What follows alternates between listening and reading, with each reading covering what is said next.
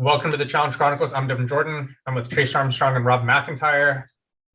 We're here to cover Spies, Lies, and Allies, episode 16.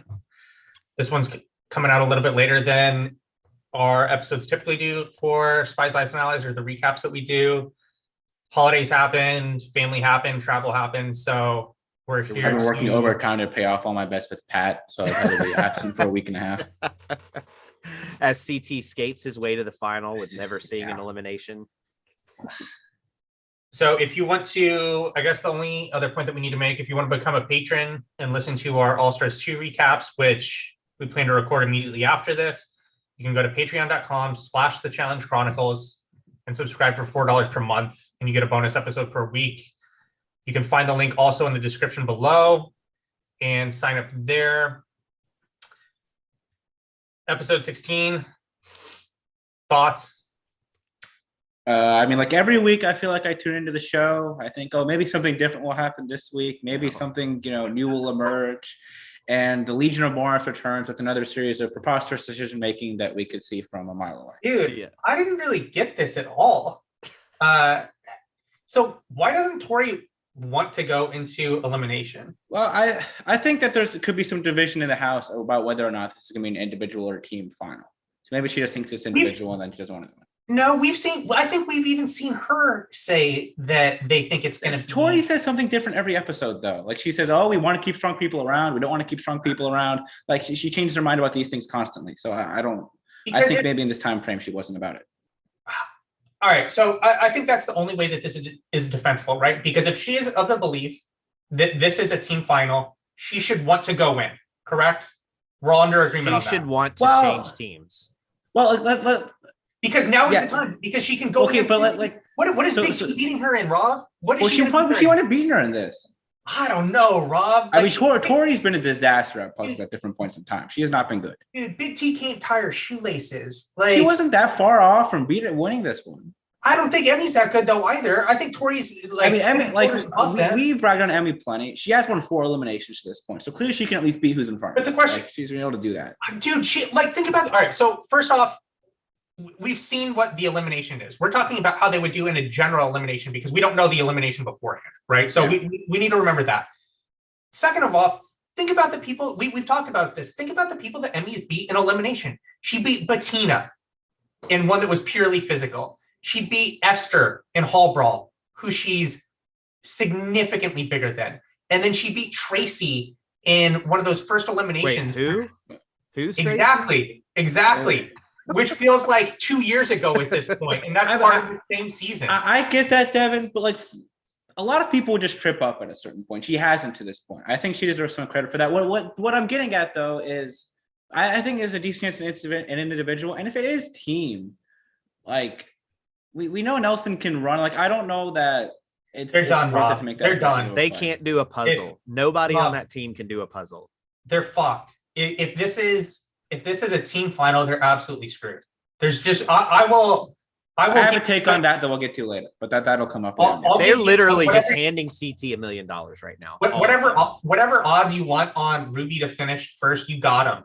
It's either yours. If this is is that including team composition changing from here to then? No, the team composition would have to be fundamentally be the same. If somehow. Yeah, that's a take I have. You would have to wait till after next episode to make that beneficial. Wow. So, all right. So we are in the agreement though that if she is of the belief that this will be a team final, she should want to go in. I think sure she should want to go in, but I don't think I don't know. I don't think that can drive. Tori's best. I can see wanting to stay out. She's had so many times where she's gone in and she thought she was a lock and she's lost. I can see not wanting to go in. Yeah. She lost to Anissa last season. She lost to Jenna the season before when Jenna was halfway out, halfway outside the house. I can see look, let's just take risk out of my hands. I'll beat her till the final. At least I'm in the final.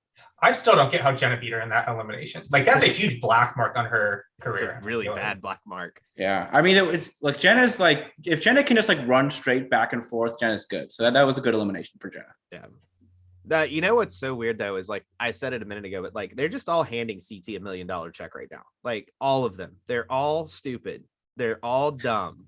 Every single person on this cast. Actually, I think Nelson and Kyle might be the second and third smartest people on this cast because Nelson at least knows his place in the game. He's like, well, I'm fucked. And Nelson has said on multiple occasions, at least outside of the show, that he was trying to throw a CT and Nelson just never happens to win missions. So he's never in position to do never that. can. And then you've got Devin and Josh, who's gone now, but the Goober twins over there.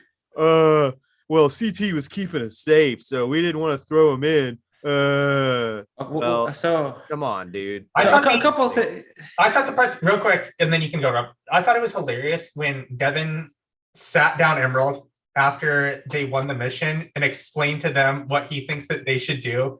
And they flash to Amanda, and Amanda just kind of like rolls her eyes and smiles at the camera. She looks at the camera, and Devin continues to talk. So a couple of things with Devin before we rip into it again. I do think he's been, for one, a good character this season. I think he's been a necessary part of the show. Mm-hmm. Yeah. I think he's fallen into the trap that like Paulie's been in the past or Fessy's been in the past, where somebody turns into the masterminding villain and all Twitter can do is hate them when they're actually a very necessary part of what's going on. Yeah. And I think he largely has played well. He has done a good job of putting his assets in line. And I even think in missions, I know constantly talks about he's always the one figuring out the best strategy for them. So I think he deserves all the credit for that. But to me, he's a lot like those teams that like get all the assets together, but can't make the final thing they need to do to actually be able to win a championship to get across the line. Or even like in Survivor, like how Russell Hantz always cuts all these knives to get to the end, does everything he possibly can, but it takes absolutely nothing into consideration for what is actually going to happen when he gets to the finale where everybody hates him. Yep. Yeah. So you just, if you're him, particularly him, more than anybody else on this cast, because if this is a super running heavy final, then maybe like Logan or Nelson can convince themselves, okay, we got a shot. But Devin's skill set is just like lesser CT. Like he has worse endurance than CT, and he's worse at puzzles than CT. So even if it is puzzle heavy, CT's beating him 99 times out of 100. Yeah. That's the thing, is it's like you just had a great analogy. They were the Cubs prior to finally getting a World Series. They were the lovable losers in that they would have these great strategies and they would make a run to the postseason. But when it came time to actually make that crucial decision to win a game, they fell apart every freaking time, like heartbreakingly fell apart too. And you can listen to Devin's podcast interviews he's been doing. He's hedging his strategy real hard in these interviews. It's like, well, CT, he was keeping us safe and he wasn't causing any waves, so we just didn't want to rock the boat. It's like, dude, if he makes the final, he's gonna win. Like, what are you doing? Like, get him out. He's won 2 of the past 3 now, and nobody else in this cast has won any. He's completely hedging for what's going to happen, right? He's just trying to get ahead of it. I think that's a huge tip of the cap, right? I mean, he's tipped his cap a couple of times, right? He's tipped his cap with that, and then he's also given us a big indication that nothing will happen for Amanda this season, based off of the way that he's spoken about her and the fact that he thinks that she's a huge layup. Yeah, that's the other thing too. Like I remember before this episode was, Amanda's the worst thing that could possibly happen to our team. She was good. How could it all get worse than Amanda? And then Big T has some rumors that if Big T somehow wins an elimination, which is its own like forsaken outcome, that she may take Amanda's spot on this team. And it's DEFCON 1. Like it's like nuclear war is upon us. We have to do everything possible to make sure Big T doesn't get into elimination, which is crazy.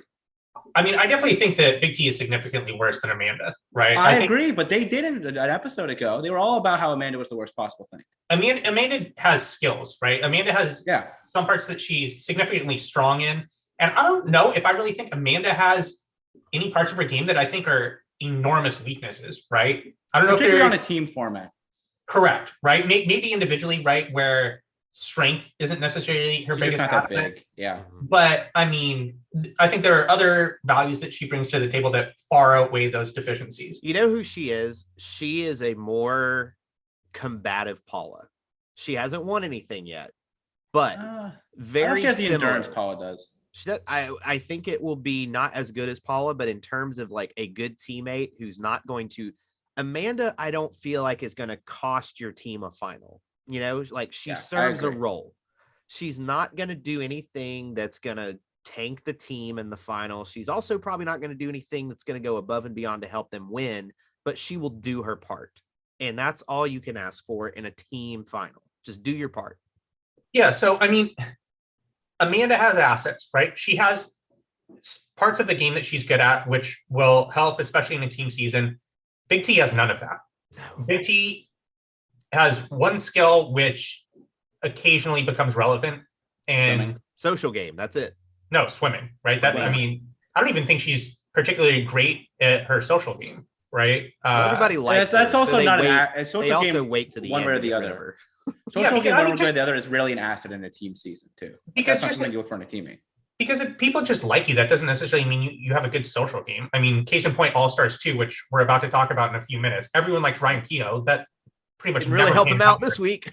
Yeah, like it doesn't. And honestly, sometimes it's kind of a negative on a team season because I kind of want the person everybody hates on my team, so they throw them in elimination and not me. Yeah, well, that's also true. See Wes in the ruins. Yeah, exactly. Which, by the way, for everyone listening to this pod, if you have never checked out Johnny Bananas podcast, go listen to the interview with Darrell. Absolutely incredible, absolutely fascinating. So much insight, not just into All Stars, but what he thinks production is doing. It's great. We will talk about it more when we review All Stars. So if you're not a Patreon, there's a tease. I also thought that Devin blaming Amanda and Tori for Josh going home was absolutely absurd. Like I was offended by that. When the format switched and it turned from pairs into teams, and we figured out you could call people to go into elimination, Devin and Josh's red alarm should have been going bonkers. That Yes. like if we're available for elimination, we have a very good chance of being picked. So the number one thing we need to be able to do is just win every single guy's day. And you know the best way you do that? Get CT the frick out of here so that the other team doesn't have CT on it. That's what you need to do. Like if Josh is available, he's won one elimination where he was spiking balls off a table because Michi couldn't solve a slide puzzle. Like it's just he's such a layup there. Yep. It's ridiculous. And I just cannot. I know we've kind of talked about this a lot, but I literally cannot wrap my head around how Devin thinks he's this political genius in the game. Like, granted, he's played a good game, but he's been playing against a cast that's half rookies. And half of those, probably most of those rookies were just trying to get Instagram followers to come on the show. You know, that's why they are on the show, is to get more Instagram followers. Okay, let's be real. So like, he's not playing against elite competition. So his political game looks great because he's playing against terrible people. I don't know. I think he's been pretty solid. And all that being said, this is still by far his most impressive season. Oh yeah, no, there's no question there. This is by far his best performance start to finish. It depends on how much you rate skull pulling ability as a skill. Well, they went home and then they got brought back on that. They got brought back. So yeah, you know, man. What a mess. Yeah, let's not go there. What did we think of the mission? I actually thought it was pretty good. Yeah, everybody's going the same. So the basic format I think is good, but again, this still prioritizes people that have more people on the team. Yeah. Well, they did give Emerald a little bit of a disadvantage. You see, they pushed their car and safe a little bit farther back than everybody else's.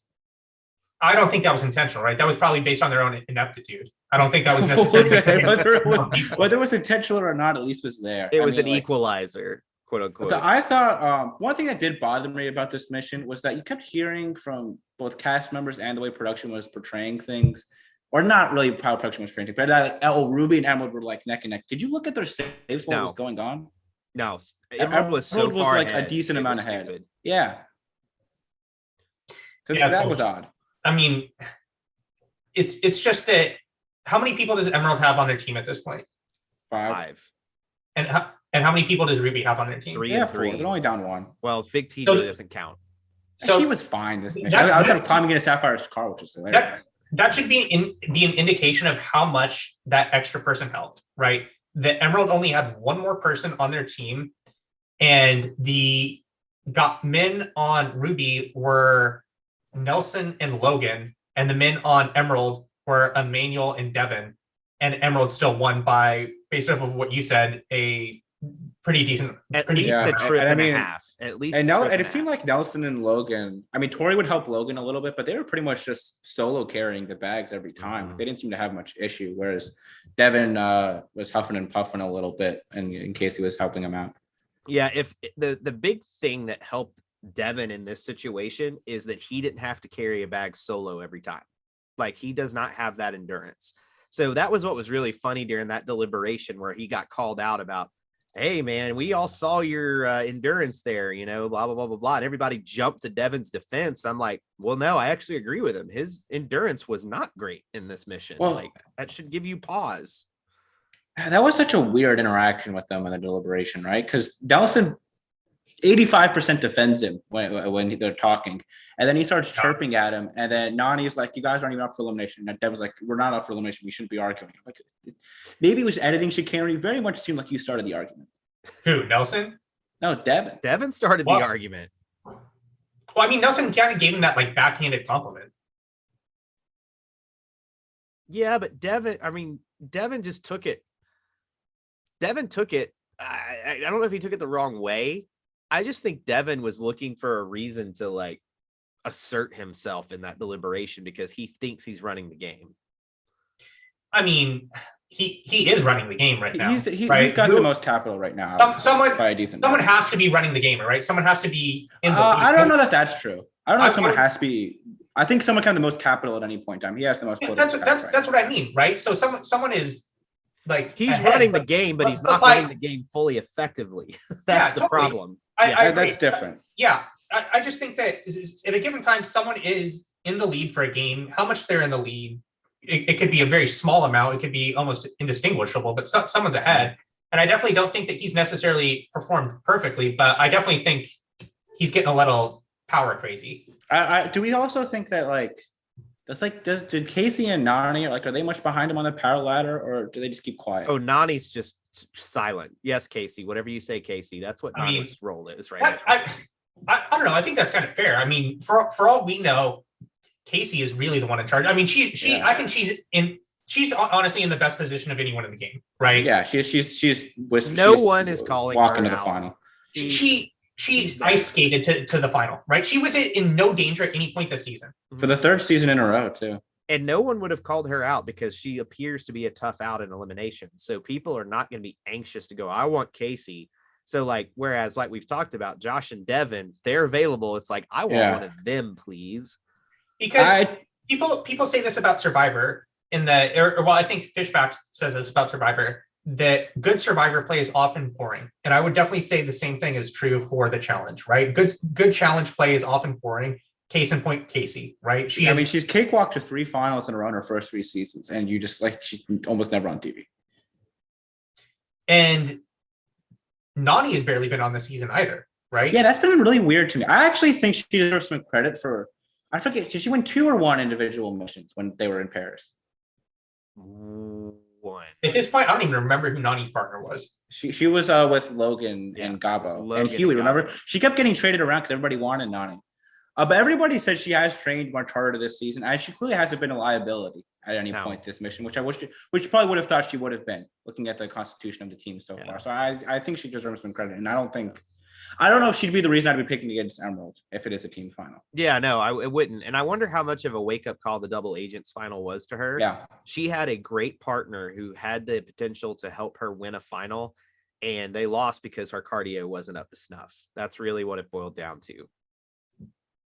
I mean, I don't know if either of them were topping CT and puzzles either. No, but still, they could have been closer. I mean, they still came in third. They weren't close.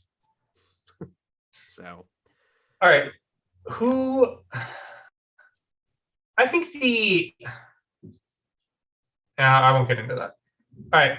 The elimination. What did we think about the format? I actually liked the elimination setup. Yeah. It's nice to have something a little bit different. Yeah. I thought it was hilarious that they had the blinders to keep the cast from helping, but CT was still able to help Big T. That was weird to me because if you notice, they had a blinder set up so that the cast, quote unquote, I didn't notice see that. Oh, dude, I did not. Yeah, it was 2 sides of a wall basically, and they basically put it not so that the 2 competitors couldn't see, but so that the people behind them. That's why CT kept saying, "Hey, if you will put it on the ground over here, I will do the puzzle for you, Big T." And she wasn't. And I wonder if production was like, "You can't do that." Off camera, it was you can't do that. So he couldn't see the puzzle when it was on. Only when it was built up in certain places, I think, because he couldn't see what was closest to. He was barking a lot, though.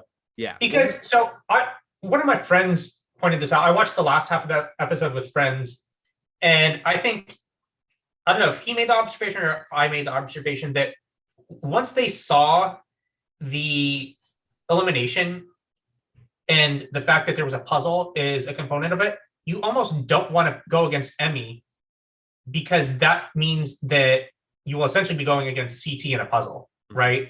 And I don't know how much that screen played a factor. And at the same time, I don't really know how much help CT was able to give Emmy. I don't think he was able to give her much help. I think she just figured it out. It took a from what I heard, this elimination went on for a very long time.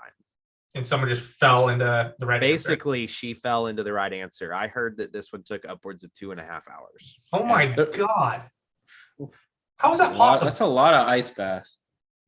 Do you think that they just stopped making them go back at some point, or just Probably, made them go back? They probably just stretched out the time. Yeah, between adjusted the them. times at the very least. Like once every 10 minutes instead of once. I think every it's like 5. they're both pretty short, so they probably could like barely see what they were doing with the puzzle pieces, with the way they had it set up. Yeah. Really, I don't know. It didn't seem like that was a factor. It seemed like it was low enough that they could get a full view of what was going on. Really? Yeah. Big T's short, man. Someone told me that one of my friends told me that she saw Big T officially retired from the challenge. Yeah, Yeah, that did come out. We'll see if that sticks or not. Maybe we'll get like a Big T. She's gone to cooking school and she's officially been accepted, and she's There we go. there. She's out. I mean, Food Network, call her up. If someone gave me decent odds on this, I would totally bet on Big T being back on another season. Like, I think this doesn't stick whatsoever. I don't know, man. It just depends. Like, if she's serious about becoming a chef, there's no money in that. There's no money in that. Initially, you have to get really good and borderline like excellent to do it. But if she really wants to dedicate herself to it, I mean, when she gets done with school, she's just going to have to work and pay her dues, and she can't reset every time the challenge calls. So what if she just reformats all of her Instagram and YouTube stuff to cooking content? I mean, that's why different. So why does she have to go to, like, I mean, she could do that and become a cooking influencer, but if her intention is to go to cooking school and then get a job as a cook and then try and work her way up the ladder, I mean, that's a tough road, my friend. That's a rough one. But if she wants to become a cooking influencer, right, and go on and make cooking content, going on the show can only help her, Rob. That can only benefit her. That's probably true. I mean, you never know. She might course correct, and somebody will advise her, like, "Hey, you could go be a chef, or you could make $1 million a year doing the challenge and doing cooking stuff on YouTube." Yeah. Oh, I'd rather do that. I'd sit her down and be like, Big T, you can do both. These aren't mutually exclusive here. I'm curious. I mean, she was on Shipwreck before this, so it wasn't like she would have been making that much money just off of doing that. All of that being said, I mean, I don't want to see Big T on the show ever again, right? I don't think I need to see the storyline play out. It's pretty much the same story every season. Big T comes on the show. She's friendly with people. Everyone likes Big T. Everyone is frightened to be partnered with Big T or on Big T's team in the final. Big T goes home. The moment she goes against someone decent in elimination, that's what happens. Has she ever won an elimination? She beat Anissa last season. I'm shocked. What did she beat her in? In the one where they were like had ropes, they were tied to the thing and they had to pull themselves around down. Remember this? Was Anissa just not capable of competing in this? She didn't move. She didn't move very far. She did not move far at all. Okay. All right. You don't remember that, really? I mean, I try and it was block pretty out bad. A lot of double agents. I mean, look, we all know my vicious takes against the Food Network, so we won't get into that. All right, here, hold on. I got something real quick. So this was a very polarizing thing that came up last week. It came up at a dinner that I was at on Wednesday night, and I brought it up with people since then, and it's a very polarizing topic. Okay. So the question is, it is not, do you like this pie? Right? That is not the question. The question is, do you think this is a popular pie? All right. Do you think cherry pie is popular? No. What? See, this is fucking crazy. I've never had a piece of cherry pie in my entire. Yeah, I think this is a regional thing. I think that's what it is, right? Okay. Because and I think people on both sides of this think the other side is crazy, right? So this may be a West Coast thing. No, I think Trace have a very global mindset where we can appreciate that even in our mid-Atlantic area, the cherry pie might not be popular. It could be popular in areas. I will tell you that on the East Coast, the popular pies, especially around the holidays, are in order: pumpkin pie, sweet potato pie, pecan pie, and apple pie. I'd probably put apple above pecan, but you're in the ballpark, yeah. So I looked up a list afterward that ranked the most popular pies. I'm not exactly sure what science they used to determine this. It was the top 25 most popular pies. Pecan pie was number 2. That's not right. Number 20 was cherry. Number 21 was apple. So in this, globally or in the country? Say that again. Chocolate pie number 1. No, it was like some peanut butter pie. Yeah, that's a bad. Is it globally or in the country, Devin? Is it here or is it everywhere? Rob, I don't know. It's BuzzFeed, you need to source correct these. I'm not exactly sure what's going on here. There was how do we feel about key lime pie? Key lime pie is awesome. It's fine. I love pie. I don't eat very much pie, but it's fine. Yeah, I mean, I don't remember. It's probably been years since I had a slice of pie. Actually, that's not true. Someone forced me on Wednesday night to have a piece of pumpkin pie. My mom's super hot take about pumpkin pie was thumbs down because it's a vegetable. It should not be in a pot. What if it's a sweet potato then? Same thing. Thumbs down. She doesn't get it. Is that a grain though? No, it's not a grain. It's not. It's a starch. It's a tuber, right? I don't know. It tells you how bad Spies, Lies, and Allies are if we're discussing tubers.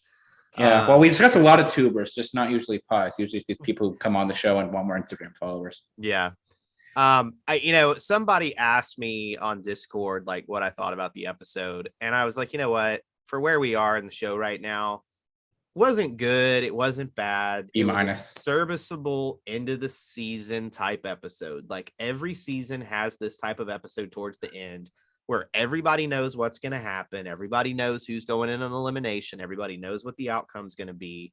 And that is just an inevitability towards the end of seasons. Next week is a little more interesting to me because more than likely Kyle is going to get voted back in. More than likely. So is he going to go after Nelson or Logan? Because that's assuming Emerald wins, though. Let's safely assume Emerald's going to win. And even I don't know that's because the next week's mission. Did you see what it was in the preview?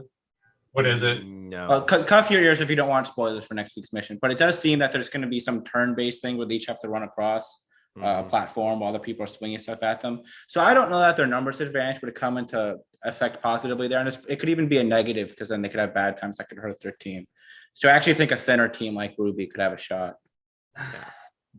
Either way. All right, so well, here, let's talk about that then. So if Ruby wins, what happens? I think they throw CT in. You would think, right? So here's so we'll get to it now. So here's my take. Here's my hot Rob take for my prediction of how the rest of the season is going to go, which is probably not going to happen. But I think Ruby wins next week. I think they put CT in against Emmanuel. Why do you think CT wins? CT flips to Ruby. The three of them win the $1 million. Wait, say that one more time. I think CT's going to Ruby. He's running the final with Why does he go to Tori. Ruby? Because he solves all the puzzles. Nelson and Tori can run. They just move. And he's going to take Logan off of it. So it's going to be Nelson, Tori, and CT. We knew he wanted to be on a team with Nelson earlier in the season when he got to pick teams.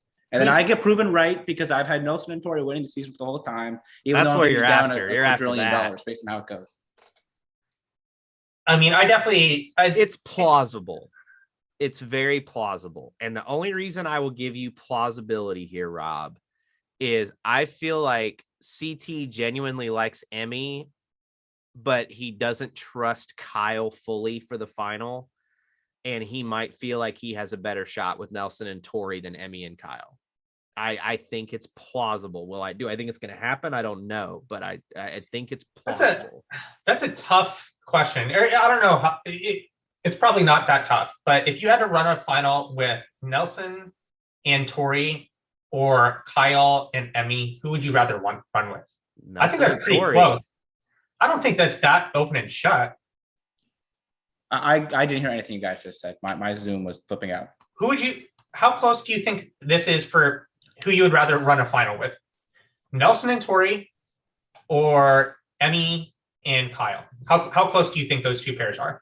I think it's close. Somewhat. I just think that Nelson and Tori have both run finals and been functional. Like they haven't, and they So is also Kyle. have a skill set that if they have somebody do puzzles for them, like I think they'd be like we saw they were good in this mission, the two of them at least. Whereas Everything. Emma, we don't know how she's going to be in the final. We've seen her in pressure situations she can crack, and Kyle's endurance has been up and down over the years. I don't know. I feel like everything that you can say about Nelson, you can also say about Kyle. But I do agree with what you're saying about Emmy, right? We just have no idea. And we've seen Tori at least be able to perform. And you also have to remember CT ran a final with Tori And Nelson. And with Tori, she was on his team and performed well.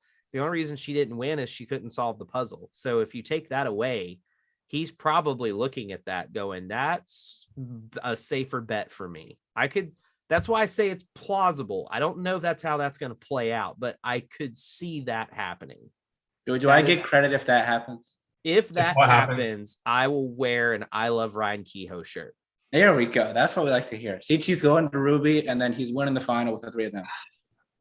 So next, I don't want to make a shirt. I'll put it as my background. I'll have somebody Photoshop. No, we'll find a way to get a shirt. So next week is most likely the last episode before the final begins, correct? One would assume, unless there's like a purge, the episode after. I don't think there's a purge, man. The cast is small enough now. They just need to let this play out. So, Rob, you think that's the most likely scenario for what's going to happen next week? I mean, most likely. Or what do you think is a possibility? I think it's a significant possibility. What do you think is well? Let's talk about what we think is most likely to happen. Well, I still think it's more likely than not. It's individuals to some degree at the end. I know. I'm just talking about next week. Next week. What do we think will happen next week? I really think that's in play next week, particularly if Ruby wins. It's just with the teams. You just never know who's going to win these things. If Sapphire wins, who do you think Sapphire would put in if they win this time? Kyle. Oh no, they can't put in Kyle because Sapphire wins on their team. I think Kyle is honestly better off going in and being able to pick his opponent this episode. And the reason being is if he really wants to run this final with CT, he has to go in and win. If he doesn't, someone's going to take his spot. Like there's almost no question. You think Devin or Emmanuel would switch? I think they'd stay. If Sapphire wins, I think that they either put in Nelson or Emmanuel, probably. I think they put in Emmanuel. Well, see, I think if Sapphire wins, they will put in Emmanuel because it rocks the least boats for everybody. Yeah. But Emmanuel probably calls out Nelson. It's just hard to say. We don't know. And Nelson, see, that's where I think we're headed. I really think that I really do think that Sapphire has a chance to win this. And so what will probably happen is Emmanuel gets thrown in, he calls out Nelson, and Nelson takes Kyle's spot on Sapphire. I'm curious if Nelson would switch. I just have no clue what he's up to. I definitely think he would switch. He would totally switch to CT's team. He's not running a final every day, in and out. You see, it doesn't matter when $1 million is on the line. Fuck that. No. Nelson's Logan talked about this earlier in the season, but Nelson really is Ruby until death. It seems like that's the thing. Nelson, he's so loyal. I mean, he won an elimination for Core. He's switching. Stick it out with Ruby.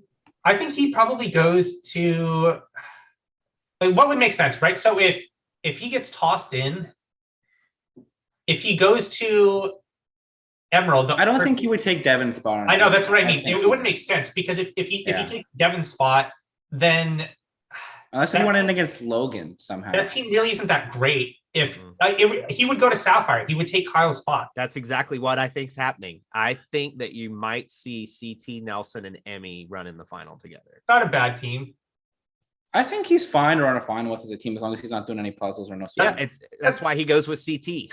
Yeah. That's what I mean. That's what I've talked about when I talk about how for me it's tough to see Nelson winning a final because his deficiencies are so great. But that being said, I think he still can win a final if someone's there to pretty much make it so that he doesn't have to do any puzzles, he doesn't have to do any math, right? That's what has to be in place for him to win.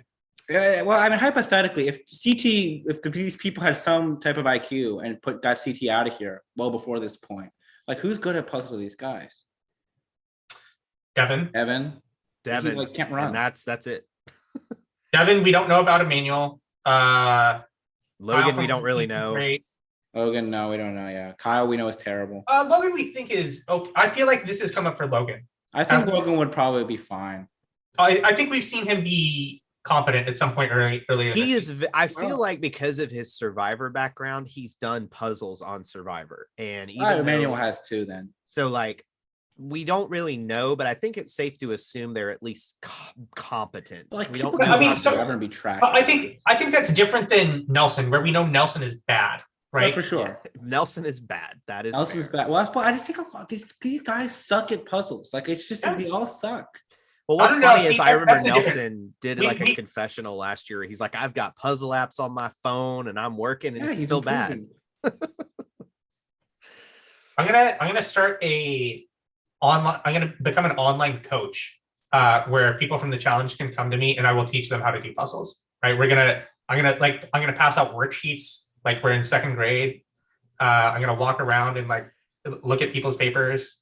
You can let me be the political coach. Like, I'm going to teach you how to not suck at politics. Let's figure this out. Like, if you get in this, We could really do a situation- master. we should do this. This isn't a bad idea. If you like, we get in should this do this. I don't think- situation, I don't you think we always get throw many CT takers. in. If you have an opportunity, throw him in. What's the worst thing that's going to happen? He comes back and throws you in. Guess what? He was going to throw you in anyway. So who gives a fuck? Like, That's just the throw other him thing, in. man. Like these people are like, oh, CT's been loyal to me. Have you watched him the past couple of seasons? Like I just don't He like how did stab they you do in the it? back so quick you won't I even know just it don't hit get you. it. Like Wes shows up on the show and it's like Machiavelli has risen from the grave and it's like he can't move 2 steps without somebody trying to put him in. CT backstabs people every single chance he gets and he never gets any heat for it. All right. So this is a good opportunity to talk about this. We got a listener email about this from Marie. Have either of you read this? No, I haven't checked our email in a while. I'm a bad. Is it podcast Marie host. Rhoda or a different Marie? This is not Marie Rhoda. I don't read her emails out loud. They're a little too racy.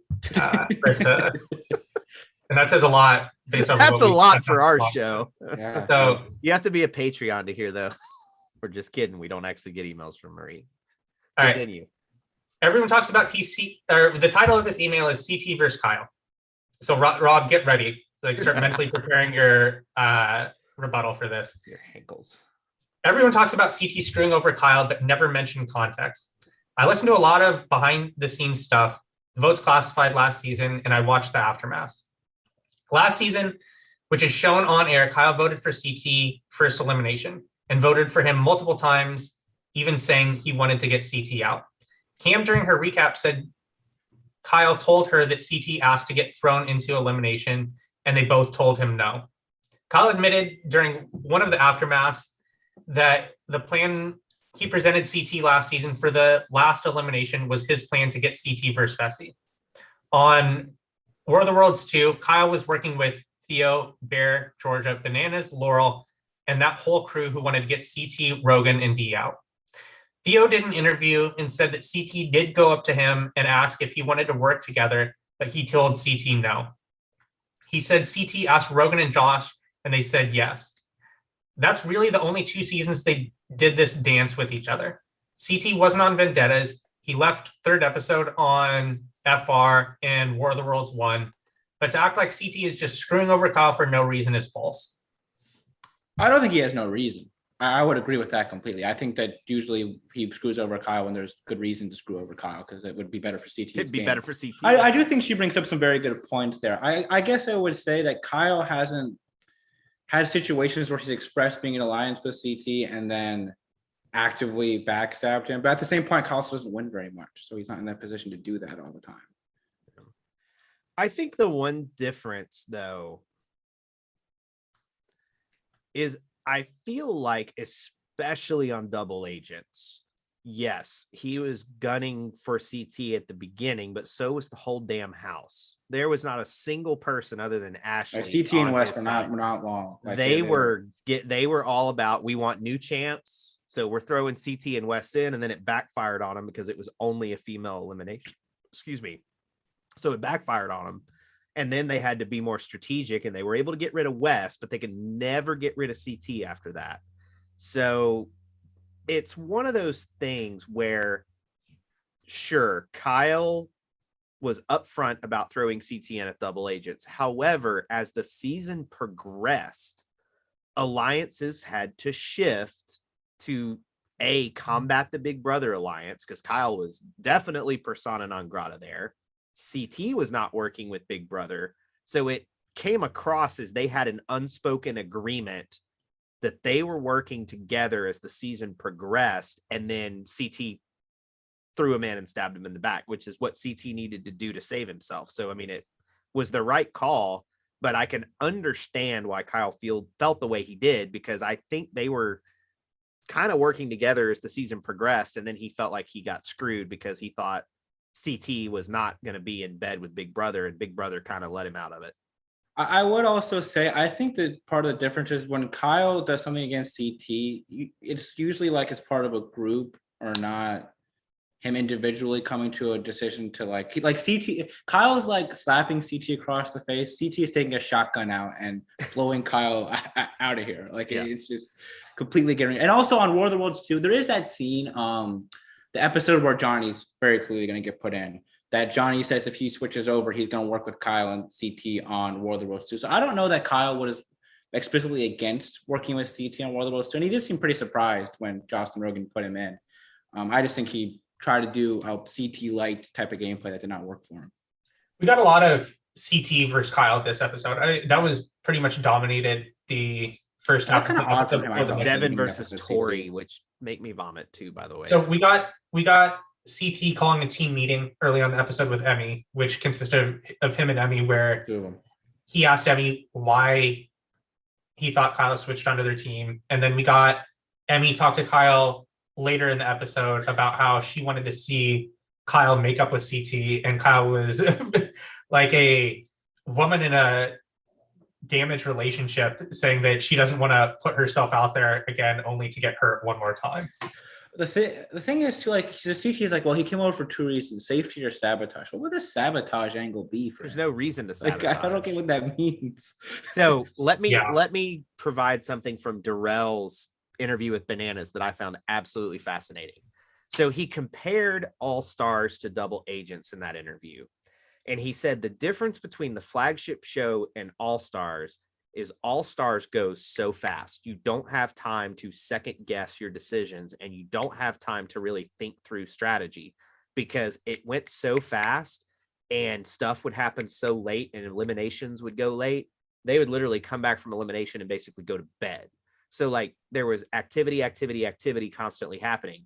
On the main show, he was like, on Double Agents, there was so much free time that you get inside your own head and you think through 80 different scenarios. And he's like, when you get home and watch it, you realize how irrational you were being. But because you're in that environment, you're overthinking everything because of how much downtime you have. I can see that. Interesting. Here's one thing we have to get to too before we finish this up. So CT at one point in this episode says that he is always going to try in missions. He's always going to put a full like when we go through the top missions thrown in history, it's 5 out of the top 6 or CT. Yeah, we have to do that episode. But like, I mean, like that was like, I mean, come on, man. Like, what are we doing? What's your favorite one of all time? It's got to be, for me, it's like one I always bring up that other people don't like. It's got to be the yoga on War of the Worlds too. No, it's ridiculous. That one's the Gauntlet 3 with the pyramid and Danny and Evan and all of them. Or Where'd this go? Sticking the finger in is better. The finger. I love the one. There's 3 in Gauntlet 3, right? Yeah, so there's 3 in Gauntlet 3. One. You just named one. Mine is CT in the Gauntlet 3, where they're throwing the elimination to put Coral in, or I don't even know if it's necessarily Coral or another woman on the It was supposed to be Katie, I think. But he is climbing to the bottom of the ladder. They have to climb to the bottom of the ladder. And then he just lets go. No. They have to climb to the bottom of the ladder and retrieve a flag or some other object. I think that's a basic premise. But you don't even need to climb to the bottom of the ladder to do it, right? He goes all the way down to the last rung, hangs on with like one arm, and then like lets go. He does pull-ups first too. Yeah, he does a pull-up first. I don't remember. Coral is incensed, right? She is just absolutely livid. And Brad goes over there and has the audacity to actually trying to defend CT. No, man, that was his strategy. that was what he was up to. Because there's that. I also remember the actual throwing isn't as good, but just on the Inferno, how brutal he is to Leah when he's like, "You just suck, so we're gonna throw the mission." Yeah. The other one has to be Abe just going down the thing, throwing flags in the air, yeah, going, woo, just like blatantly That's definitely one. Oh my But gosh. yeah, But, that I mean, couldn't CT let on that War of the slide. Worlds That 2 was didn't try us. so that was such an absurd comment by him. CT on War of the Worlds 2 didn't try at all except for the swimming mission. That was the only Well, towards time the end, he he tried a tried. bit more, but yeah, that But was the whole like first 3/4 of that season, CT could have been eating a sandwich on the sidelines the way he was playing the game. It is crazy he wins that season and he has like one fight with Josh in the first episode and then he's just not heard from again. He's Papa CT guiding the UK He's team. in a similar vein this season too, where it's just Uncle CT is the only plot line we seem to get from him. Yeah. All right. So let's cover all the random parts that some people would be furious about. Let's not get talking past about. this Devin and Let's- Tori thing quickly, let's- okay? Because well, we just here- get past it. No, all right. Let's do. I was gonna get through the stuff that like we literally just need to say 2 words about, and then we Okay. can get to that. All right. So let's get the checkbox out. boat trip. Anything we have to say? I completely forgot. Wow. Whatever. I mean, not really. Whatever. Right. Like, it's I'm no, glad they yeah. got a fun day off, seriously. But the only thing that bothers me about it was they're on the screen giving credit to TJ for scheduling the boat trip for him. Like, come on, like Do y'all you are think the just rest of the reading- production crew resents him for that? Like he gets credit for every single decision. Well, I think that's said or by anything that happened? design. Like they want they want the show to come across like TJ is masterminding all these challenges and all the finals, and that's why they pitched the show. Who makes these decisions? Like who makes the decision that they want? Goofus.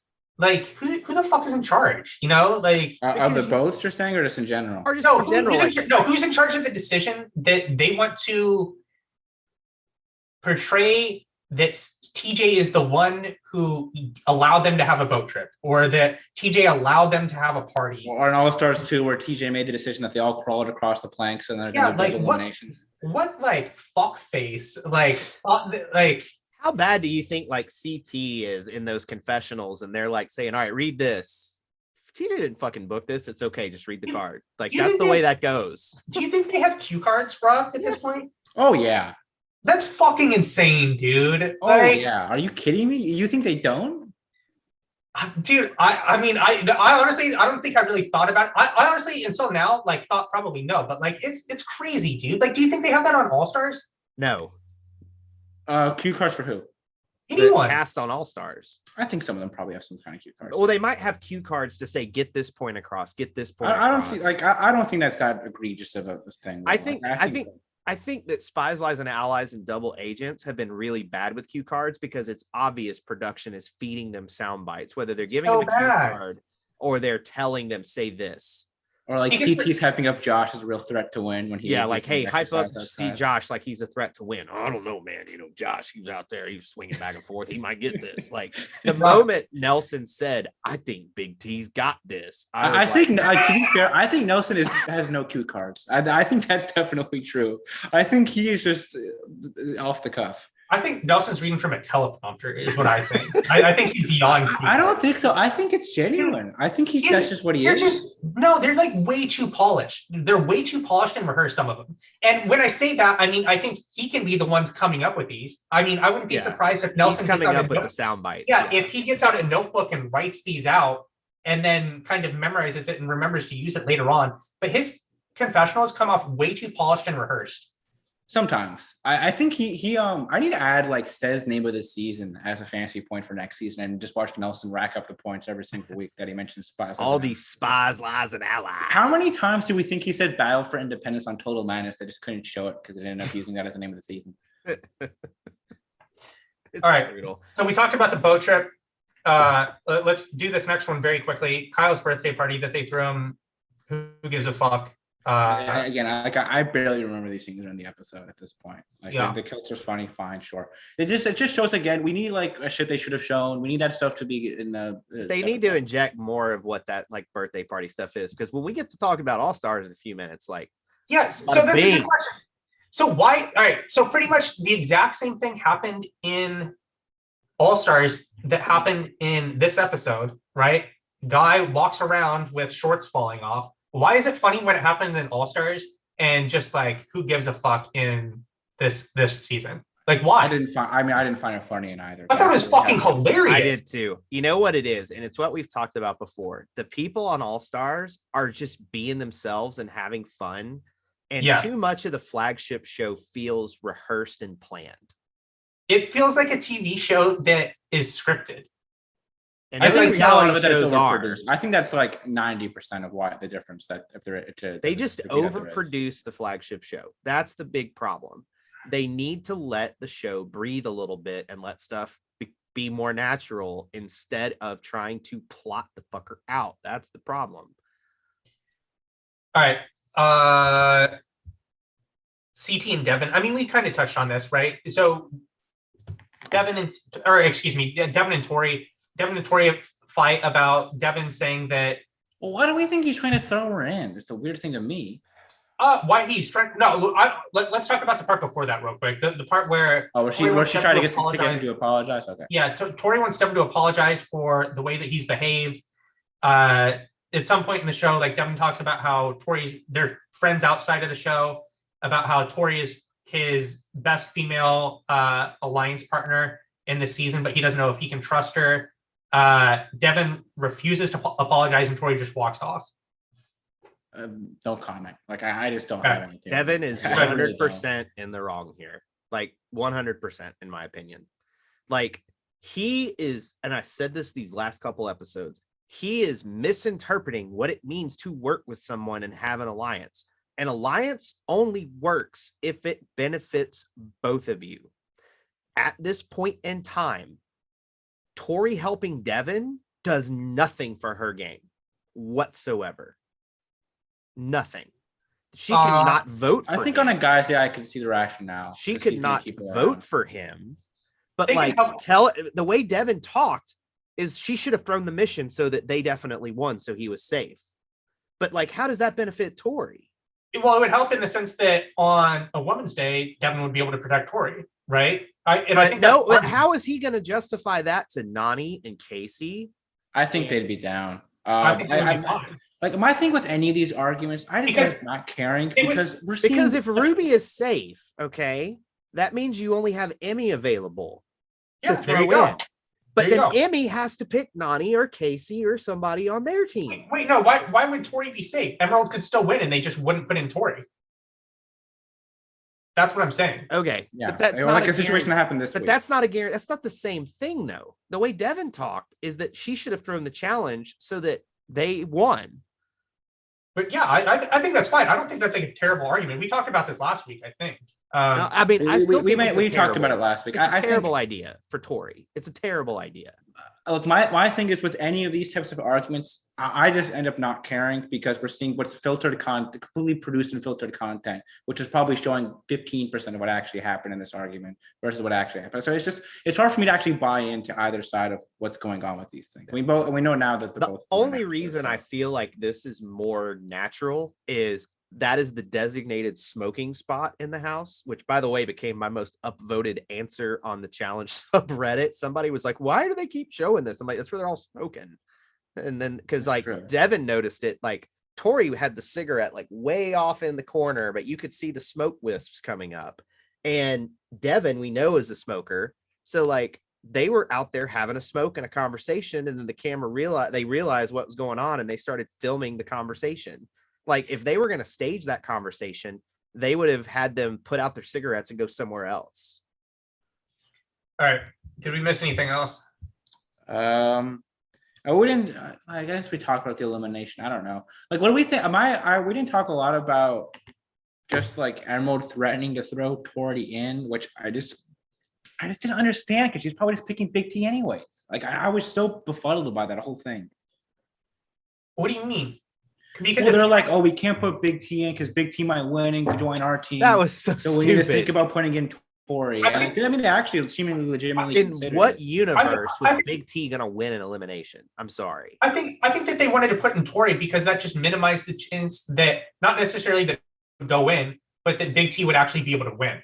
Right? That's what it was. It was minimizing the possibility that Big T would be able to come onto their team because there's only 3 women up for grabs at this point, right? So I think it's penny wise and pound foolish. Like I just think that you're overplaying at that. They're point. Just overthinking it. That's the Darrell thing of they're just thinking they're overthinking this. What's the downside of putting Tori in? I don't get what the downside is. That you burned somebody who was a dedicated ally. It was. Who gives a fuck? We're almost to the final. Let's make some fucking money. This is go time. That's This been my argument about the Devin Tori thing. That exact argument. We're at the Let's end. fucking go, dude. Like put her in. Johnny Bananas said I did not think that would have been a good move. Why? How is this a bad He idea? just calls out Big T, and it's like the same thing. I know. And then she comes to Emerald. Amanda's off my team. We got a fucking we got original Emerald back. Emerald is back minus Josh. Let's fucking go win some money. There's literally no downside to it for them. That's why it was so preposterous to me. You think they should have put her in? Yeah, I would have put her in for sure. Yeah, why not? And I think Tori, and so not only would I put Tori in, I think Tori should want to go in too. That's the part that I don't get. Like it just seems like, I don't know. Yeah, I like what Darrell said could really explain this. Maybe they galaxy brain themselves. I think there's a lot of galaxy branding going on. And they're just so off kilter that they don't understand that the most simple solution is probably the best answer here, right? It's because you were so crushed and upset to go in and be off of Emerald the first time, or to be moved off Emerald. This is your chance. You got Big T. What do you think the percentage chance? You have a big gift wrap bow for an elimination. Yeah, this benefits everyone involved. What do you think the probability, unless Tori's fine playing for second place or whatever, or third place? Which gets zero money, by the way. Do they get zero money? Yes. Oh, well, fuck. I mean, this makes no sense then. That's completely idiotic. Well, The way they have done this, like that's the way they have done this since War of the Worlds 2, it is winner take all. There is no second or third place. It's you win money or you don't win money. Well, we still just don't know it's a team final. I know, but if they're operating under the assumption that if they think that there's like, they don't have to think that it is a team final or it is not a team final. There's a certain probability to the idea that there's a team final, correct? Right? So I think even when you factor that in, she should still want to do it. Yeah. It makes sense for her to do it. The one thing that I feel like a lot of these people don't put through their brain, because I think you're right, they're galaxy braining it, they're overthinking it. You cannot make decisions based on potential divergence in the path. Okay. I think that's very fair. If there's a twist, you deal with it when it happens. You need to play the game based on the information you have at that time. And the information they have at this time is that it's teams. Now, could it go individual? Absolutely. But there's no guarantee that that's going to happen. There's no guarantee it's going to go to pairs. There's no guarantee on any of this. So you have to make a decision based on the information you have at the time. The time says it is a team final right now.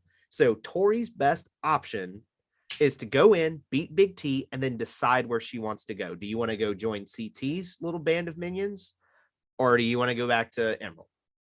Yeah, I mean, I think you have to think probabilistically about this, right? I think that's what you have to factor in. I would be curious to hear after the season, once everything is said and done, what they actually thought was going to happen and why they thought it was going to happen that way, right? With the benefit of hindsight, seeing actually what does happen. Yeah. All right, let's cut this one down. We're not going to do power rankings. We'll do it next week. We're going to record All Stars 2 now, so you'll have that very soon. Next week we'll be recording as usual. We'll record this Thursday morning, and then we'll record All Stars Friday morning. Thank you for listening, and have a good week. Bye.